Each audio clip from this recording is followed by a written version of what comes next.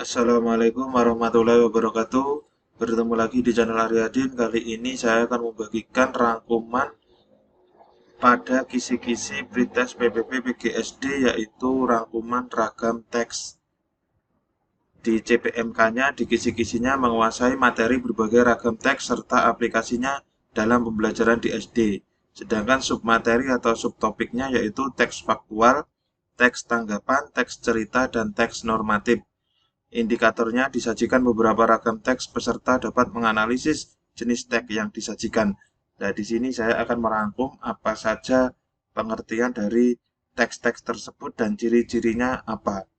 Bagi Anda yang baru mampir di channel kami, jangan lupa untuk subscribe dan tekan loncengnya untuk mengetahui update video yang terbaru.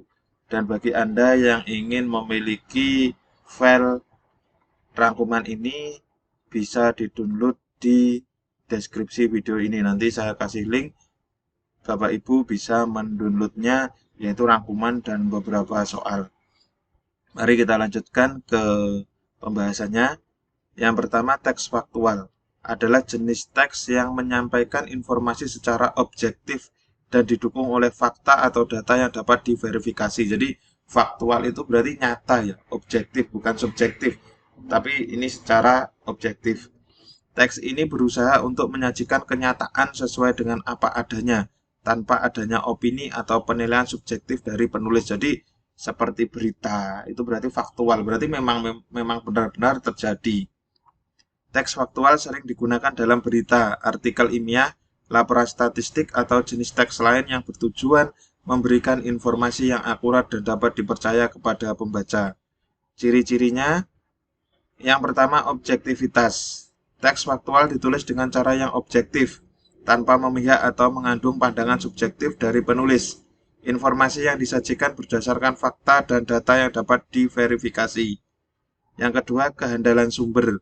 Penulis teks faktual cenderung menggunakan sumber yang terpercaya dan kredibel untuk mendukung pernyataan atau informasi yang disajikan. Sumber-sumber ini seringkali dapat ditemukan dalam bentuk catatan kaki atau daftar referensi. Yang ketiga, penggunaan fakta dan data. Teks faktual didukung oleh fakta dan data yang dapat diukur atau diverifikasi. Informasi yang diberikan harus dapat dipertanggungjawabkan dan dapat dipercaya. Yang keempat, strukturnya logis. Teks faktual biasanya memiliki struktur yang logis dan teratur. Informasi disusun dengan baik sehingga pembaca dapat mengikuti alur pikiran dengan mudah. Jadi strukturnya itu logis, masuk akal. Yang kelima, keterbacaan. Bahasa yang digunakan dalam teks faktual harus jelas dan mudah dipahami. Kalimat-kalimatnya tidak ambigu, sehingga informasi dapat diserap dengan baik oleh pembaca. Jadi keterbacaannya itu siapapun yang membacanya itu jelas. Tidak beropini, berarti tidak menimbulkan tanggapan lain. Teks faktual tidak mengandung opini atau pendapat pribadi penulis. Tujuan utamanya adalah menyajikan fakta dan informasi yang dapat diverifikasi. Jadi sesuai fakta yang ada di lapangan. Yang ketujuh, keakuratan. Teks faktual berusaha untuk menyajikan informasi yang akurat dan tepat. Jika ada kesalahan atau ketidakakuratan, penulis harus siap untuk mengoreksi dan memperbarui teks tersebut. Itu adalah pengertian dan ciri-ciri teks faktual. Yang kedua yaitu teks tanggapan. Adalah jenis teks yang menyampaikan reaksi, respon, atau pendapat terhadap suatu informasi, peristiwa, ide, atau pendapat yang telah disampaikan oleh orang lain. Teks tanggapan ini biasanya muncul sebagai jawaban atau respon atas pesan, pertanyaan, atau situasi tertentu. Tujuannya adalah untuk memberikan tanggapan atau feedback yang sesuai dan relevan terhadap apa yang telah dikemukakan sebelumnya. Ciri-cirinya yaitu yang pertama, menyampaikan reaksi atau respon. Jadi namanya tanggapan pasti ada reaksi atau respon. Ciri utama teks tanggapan adalah menyampaikan reaksi atau respon terhadap suatu informasi atau peristiwa. Teks ini bisa berupa pendapat, pujian, kritik, dukungan, atau tanggapan lainnya tergantung pada situasinya. Yang kedua, mengacu pada informasi sebelumnya. Teks tanggapan selalu terkait dengan informasi atau pesan sebelumnya. Isi dari teks tanggapan didasarkan pada apa yang telah dikemukakan sebelumnya, sehingga pembaca atau pendengar dapat memahami konteks dari tanggapan tersebut. berfokus pada subjek tertentu. Teks tanggapan biasanya berfokus pada subjek atau topik tertentu yang telah dibahas sebelumnya. Hal ini membantu dalam memberikan tanggapan yang lebih terarah dan relevan. Yang keempat, jelas dan terstruktur. Teks tanggapan umumnya ditulis dengan jelas dan terstruktur. Penulis mencoba menyampaikan tanggapannya dengan singkat, tetapi tetap menyajikan informasi yang relevan dan memadai. Menggunakan bahasa sopan dan tepat. Teks tanggapan biasanya menggunakan bahasa sopan dan tepat, terutama jika tanggapannya berisi pujian, kritik, atau masukan terhadap orang lain. Yang keenam, bisa berupa pendapat atau argumentasi.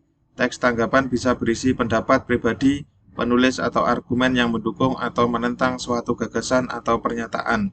Namun disarankan untuk menyajikan argumen dengan cara yang logis dan objektif. Yang terakhir, fleksibel. Teks tanggapan bisa bersifat fleksibel dan bervariasi. Jadi fleksibel tergantung pada situasi dan konteksnya. Tanggapan bisa berbentuk tulisan, percakapan lisan, email, atau pesan singkat. Teks cerita adalah sebuah jenis teks yang berfokus pada penyampaian cerita atau narasi tentang suatu peristiwa, pengalaman, atau imajinasi dengan mengikuti alur waktu tertentu. Tujuan dari teks cerita adalah untuk menghibur, menginformasikan, atau menyampaikan pesan kepada pembaca atau pendengar. Jadi, teks cerita ini hanya sebagai hiburan semata, hanya sebagai informasi, sebagai sarana hiburan. Sedangkan ciri-cirinya yang pertama yaitu struktur naratif. Teks cerita memiliki struktur naratif yang terdiri dari beberapa bagian, seperti pendahuluan, peristiwa utama atau konflik, puncak cerita, klimaks, dan penyelesaian atau puncak cerita. Struktur ini membentuk alur cerita yang mengalir dengan baik. Yang kedua ada tokoh tentunya karena cerita ya. Teks cerita biasanya melibatkan karakter atau tokoh dalam cerita yang memiliki peran dan sifat yang berbeda. Ada tokoh protagonis, pemeran utama, antagonis, penentang, pemeran utama, dan tokoh-tokoh pendukung lainnya. Yang ketiga, setting atau latar. Cerita umumnya disusun dengan latar belakang tempat dan waktu tertentu. Setting ini membantu membentuk suasana cerita dan memberikan konteks bagi peristiwa-peristiwa yang terjadi. Yang keempat, bahasanya deskriptif. Jadi bisa penggambaran ini ya. Penulis teks cerita menggunakan bahasa deskriptif untuk menyajikan detail dan gambaran yang valid mengenai karakter, setting, dan peristiwa, sehingga pembaca dapat membayangkan dan terlibat lebih dalam cerita. Yang kelima, alur waktu. Teks cerita biasanya disusun dengan alur waktu kronologis, jadi ada tata urutannya, di mana peristiwa terjadi secara berurutan sesuai dengan waktu yang terjadi. Yang keenam, unsur konflik. Konflik adalah bagian penting dalam cerita yang menyajikan tantangan atau permasalahan yang dihadapi oleh tokoh utama. Konflik ini memberikan ketegangan dan drama dalam cerita. Ini yang membuat cerita bagus adalah konflik ini. Yang ketujuh, sudut pandang. Teks cerita biasanya ditulis dari sudut pandang orang pertama atau tokoh dalam cerita menceritakan kisah dari perspektifnya sendiri atau sudut pandang orang ketiga. Yaitu di sini penulis menceritakan kisah dari perspektif pengamat. Yang kedelapan, pasti ada pesan moral atau pesan cerita. Beberapa teks cerita mengandung pesan moral atau pesan cerita yang ingin disampaikan penulis kepada pembaca. Pesan ini bisa berupa pelajaran hidup, nilai-nilai tertentu, atau pemahaman tentang sesuatu. Kemudian yang terakhir adalah teks normatif. Adalah jenis teks yang bertujuan untuk mengatur dan menetapkan norma, aturan, atau panduan bagi suatu kelompok masyarakat atau individu. Teks ini berfungsi sebagai acuan untuk mengatur tingkah laku dan tindakan yang dianggap benar, wajar, atau sesuai dengan nilai-nilai dan norma-norma yang berlaku dalam suatu komunitas. Biasanya teks normatif sering dijumpai dalam bentuk undang-undang, peraturan, instruksi, tata tertib, perjanjian, atau kode etik. Untuk memiliki file ini bisa di-download di deskripsi video ini ya. Kemudian ciri teks normatif ini ada 6. Yang pertama, mengandung aturan atau norma. Karena normatif itu ya, jadi ada aturannya. Teks normatif selalu berisi aturan atau norma tertentu yang harus diikuti atau dipatuhi oleh target pembacanya. Isi teks ini tidak bersifat normatif atau deskriptif semata, melainkan mengarahkan pada suatu tindakan atau perilaku yang dianggap benar atau diharapkan. Yang kedua, menggunakan bahasa yang tegas dan mengikat. Teks normatif cenderung menggunakan bahasa yang jelas, tegas, dan mengikat. Penggunaan kata-kata imperatif seperti harus, wajib, dilarang, dan boleh umum ditemukan dalam teks ini. Jadi ada kata harus, wajib, dilarang, dan boleh. Yang ketiga, tujuan mengatur perilaku. Teks normatif memiliki tujuan untuk mengatur atau mengendalikan perilaku, baik itu individu, kelompok, atau lembaga. Konteksnya bisa bersifat hukum, etika, atau sosial. Yang keempat, terstruktur secara sistematis. Teks normatif biasanya disusun secara terstruktur agar mudah dipahami dan diaplikasikan. Bagian-bagian dalam teks dapat berisi pengenalan, batasan ruang lingkup, penjelasan, dan sanksi atau konsekuensi jika norma tersebut dilanggar.